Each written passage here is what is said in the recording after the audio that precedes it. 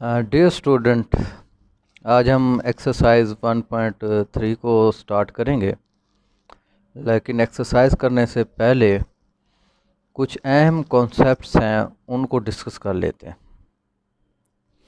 तो सबसे पहले हम किसी भी कम्प्लेक्स नंबर का अगर मॉडुलस फाइंड करना है तो कैसे फाइंड करेंगे। तो एक जो है कम्प्लेक्स नंबर ले रहे हैं जी ए प्लस बी आयोटा। अब इसका जो मॉडुलस होता है उसको हम रिप्रेजेंट करते हैं इस तरह, modulus of a complex number. अच्छा, ये क्या होता है? ये इक्वल होता है a square plus b square under root के, a square plus b square under root के। तो एक्चुअली आप देख रहे हैं ये एक डिस्टेंस है। ये मैं एक आर्गन डायग्राम बना रहा हूँ। ये रियल एक्सिस हो गया, ये इमेजिनरी एक्सिस हो गया, ये ओरिजिन हो गया। और फ़र्ज़ कर लेते हैं कि ये पोजीशन है एक कम्प्लेक्स नंबर की।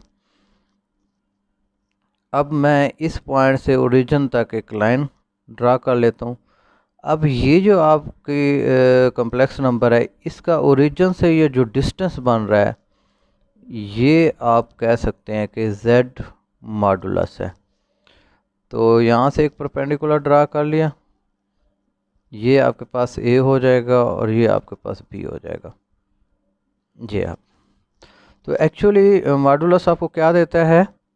मॉडुलस आपको देता है ओरिजिन से उस कम्प्लेक्स नंबर का डिस्टेंस देता है। तो एक एग्जांपल ले लेते हैं।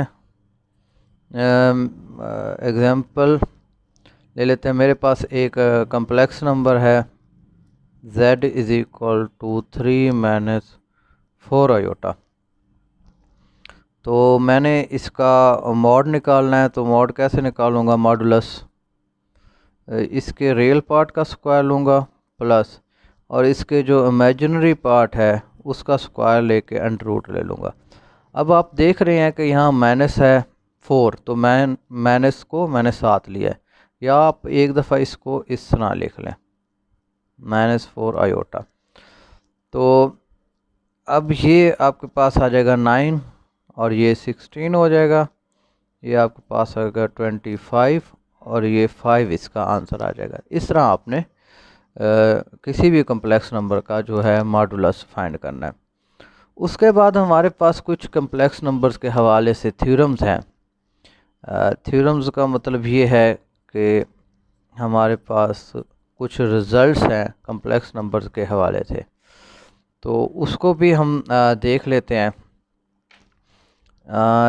लेट कर लेते हैं हमारे पास कोई भी कम्प्लेक्स नंबर हो, z ले लेते हैं, z1 ले लेते हैं, अच्छा z2 ले लेते हैं, z3 ले लेते हैं। ये हमारे पास कम्प्लेक्स नंबर्स हैं और ये सी में बिलोंग करते हैं। Set of complex number C में ये बिलोंग कर रहे हैं।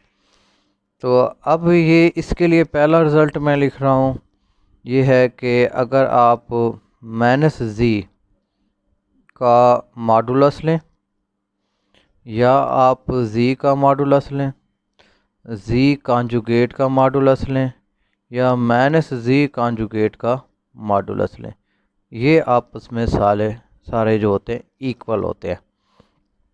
तो इसको प्रूव कर देता हूँ मैं, इसका प्रूफ देख लेते हैं। तो लेट कर लेते हैं z is equal to a plus b iota. अच्छा, इसमें जो z का कॉन्जुगेट हो जाएगा वो हो जाएगा a minus b iota. Minus z, इसको माइनस से मल्टीप्लाई कर देंगे, ये हो जाएगा minus a minus b iota.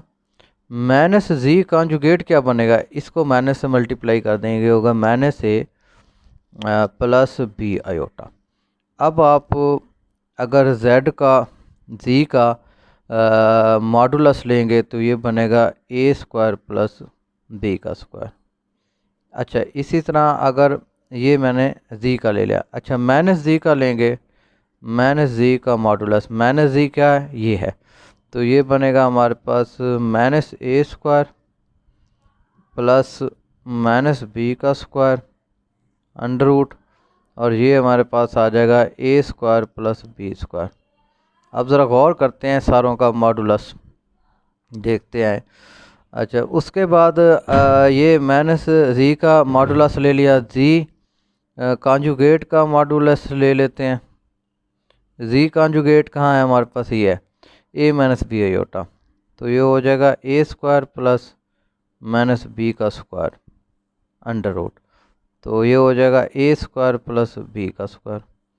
अच्छा, इसका भी हो गया, 1 2 3 हो गए, हमने कितने निकालने, 4। इसमें से हमारे पास रह गया minus z conjugate. Minus z conjugate का मॉडुलस लेंगे तो ये हमारे पास आ जाएगा माइनस ए स्क्वायर प्लस बी का स्क्वायर, और ये आपके पास आ जाएगा ए स्क्वायर प्लस बी का स्क्वायर। अब आप देख रहे हैं कि सारों का जो हमारे पास अल्टीमेट आंसर है सारों का सेम आ रहा है, तो इससे हम ये प्रूव कर चुके हैं कि ये सारे जो हैं आपस में इक्वल है।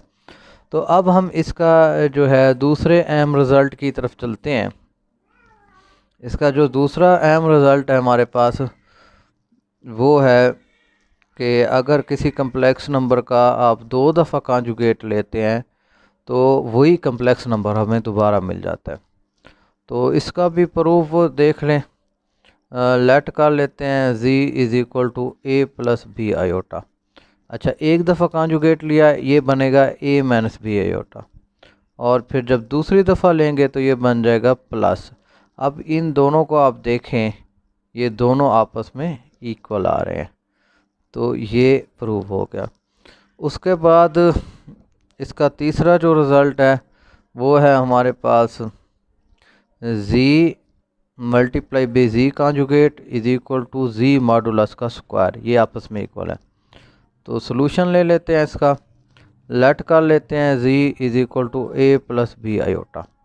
जी का मॉड लेंगे तो ये बनेगा ए स्क्वायर प्लस बी का स्क्वायर अंडर रूट, और अगर आप इसका स्क्वायर ले लेते हैं ये बनेगा a square b square, under root cancel हो जाएगा, इसको आप 1 का नाम दे दें। अब आप z और z कॉन्जुगेट को मल्टीप्लाई करेंगे, z की वैल्यू है ए प्लस बी आयोटा, और z कॉन्जुगेट इस तरह ले लेता हूँ मैं, ये हो जाएगा ए प्लस बी आयोटा, ये बन जाएगा ए माइनस बी आयोटा, ये हो गया ए स्क्वायर बी आयोटा का स्क्वायर, तो ये a square minus b square iota का स्क्वायर। आयोटा स्क्वायर आपको पता है -1 के इक्वल होता है, ये बी स्क्वायर हो जाएगा, और इसको 2 ले लें। अब दोनों का रिज़ल्ट आप देखें सेम आ रहा है, तो यहाँ से हमें अंदाज़ा हो गया है कि ये दोनों आपस में इक्वल है। तो ये पहले 3 रिज़ल्ट्स मैंने प्रूव कर दिए हैं, बाकी रिज़ल्ट्स मैं वैसे बता देता हूँ, आप फिर इसको देख लेंगे। ये हमारे पास 2 कॉम्प्लेक्स नंबर का सम है, अगर आप इसका कॉन्जुगेट लेंगे और इसके अलग अलग कॉन्जुगेट लेके सम करेंगे तो रिज़ल्ट सेम आएगा। अगर यहाँ माइनस हो तो तब भी सेम आएगा रिज़ल्ट।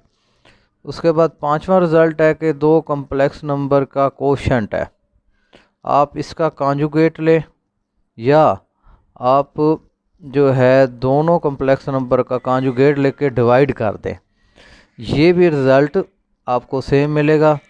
इसमें जो z2 है ये नॉट इक्वल टू 0 होना चाहिए। उसके बाद जो रिज़ल्ट मैं आपको बता रहा हूँ वो है कि अगर 2 कॉम्प्लेक्स नंबर आपस में मल्टीप्लाई हो रहे हैं और उसका मॉडुलस ले रहे हैं, या फिर 2 जो कॉम्प्लेक्स नंबर हैं उनके मॉडुलस लेके उसको मल्टीप्लाई करें, ये दोनों इक्वल आते हैं। और एक लास्ट रिज़ल्ट जो है इसमें कि 2 कॉम्प्लेक्स नंबर के मॉडुलस 2 कॉम्प्लेक्स नंबर हैं उसका जो आप सम लें, सम का मॉडुलस लें, तो ये जो लेस देन इक्वल होता है z1 mod plus z2 modulus, और ग्रेटर देन इक्वल होता है Z1 mod minus Z2 modulus के। तो ये कुछ अहम रिजल्ट्स हैं, ये आपको याद होने चाहिए MCQs के हवाले से। तो अब नेक्स्ट कॉन्सेप्ट है हमारे पास डी मावर्स थ्योरम। डी मावर्स थ्योरम क्या होता है? डी इसकी हमारे पास कोर्स में सिर्फ स्टेटमेंट बताई गई है, तो अक्सर ये शॉर्ट क्वेश्चन आ जाता है डी मावर्स थ्योरम के हवाले से कि डी मावर्स थ्योरम क्या होता है। तो इसमें ये है कि हमारे पास ये है cos theta plus iota sine theta and whole power n, ये इक्वल होता है cos n theta plus iota sine n theta.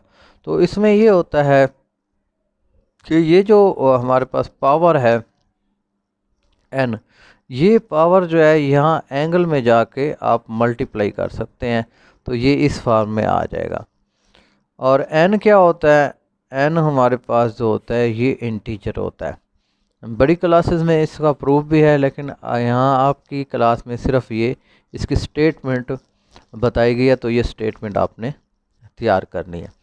उसके बाद हमारे पास जो कॉन्सेप्ट आता है वो है polar form. Polar form of complex number. Polar form of complex number. Complex number की जो पोलर फॉर्म होती है वो क्या होती है? कोई भी हमारे पास कॉम्प्लेक्स नंबर है a प्लस बी आयोटा, इसकी जो पोलर फॉर्म होती है वो इक्वल होती है r cos theta plus iota sine theta. ये इसकी पोलर फॉर्म है। अब आप देख रहे हैं इसमें एक आपके पास r है, r की वैल्यू आप इस तरह निकाल सकते हैं। तो इसका मतलब ये वही मॉडुलस है, यानी कि उसी कम्प्लेक्स नंबर का मॉडुलस है, ये r होता है। और जो आपके पास थीटा है इसको आर्गूमेंट भी कहते हैं, argument of a complex number. ये इक्वल होता है tan inverse y over x। Sorry, यहाँ हमने a भी लिया हुआ है, तो ये बन जाएगा या इसको हम यूँ भी लिखते हैं tan inverse b over a। ठीक हो गया, tan inverse b over a। इसको आप रहने दें, इसके मुताबिक लिख लेते हैं। थीटा की वैल्यू क्या होती है? Tan inverse b over a। इसको हम आर्गूमेंट ऑफ कॉम्प्लेक्स नंबर भी कहते हैं, argument of complex number. Complex number तो r और थीटा की वैल्यू इस तरह आप निकालेंगे। अब हम इस तरह करते हैं कि एक ना इसकी एग्जांपल ले लेते हैं। ये एग्जांपल है हमारे पास, एग्जांपल नंबर 4। अच्छा 4 है, तो हमने एक्सप्रेस करना है एक कम्प्लेक्स नंबर को, express 1 plus iota 3 under root into polar form. इसको आपने पोलर फॉर्म में कन्वर्ट करना है। काफ़ी अहम क्वेश्चन है। तो अब हम इसकी पोलर फॉर्म में इसको कन्वर्ट करेंगे। तो एक तो ये है कि ये हमारे पास सॉल्यूशन, इसमें a की वैल्यू हमारे पास 1 होगी और b की वैल्यू जो है अंडर रूट 3 होगी। यानी a का मतलब रियल पार्ट है और b से मुराद है इमेजिनरी पार्ट, ये अंडर रूट आप 3 ले लेंगे। तो सबसे पहले मैं r की वैल्यू फाइंड करता हूँ। इसका फार्मूला आपको याद होना चाहिए। ये इसमें पुट कर दें वैल्यूज़, ये हो जाएगा 1 प्लस 3, ये आपके पास आ जाएगा 4 का अंडर रूट 2 आ गया। उसके बाद आप थीटा की वैल्यू फाइंड कर लें, ये है tan inverse b over a। ये हो गया टेन इनवर्स b की वैल्यू आपके पास 3 अंडर रूट है, ये 1 है, और ये कैलकुलेटर से आप फाइंड कर लेंगे तो ये हमारे पास आ गया 60। अब पोलर फॉर्म जो है कम्प्लेक्स नंबर की, जो पोलर फॉर्म होती है वो आपको याद होनी चाहिए। पोलर फॉर्म होती है a plus b iota is equal to r cos of theta plus iota sine of theta. अब इसमें ए की वैल्यू पुट करेंगे 1, डी की वैल्यू है 3 आयोटा, आर की वैल्यू आपके पास 2 है, ये आपने निकाली है, और थीटा की वैल्यू जो है वो 60 है, ये निकाली है, प्लस आयोटा, और ये हो जाएगा साइन 60 डिग्री। ये हमारे पास इसकी जो है पोलर फॉर्म आ जाएगी। तो वो काफ़ी अहम क्वेश्चन है पोलर फॉर्म का। आर निकालें, थीटा निकालें और पोलर फॉर्म आपको याद हो और उसमें वैल्यू आप पुट कर देंगे।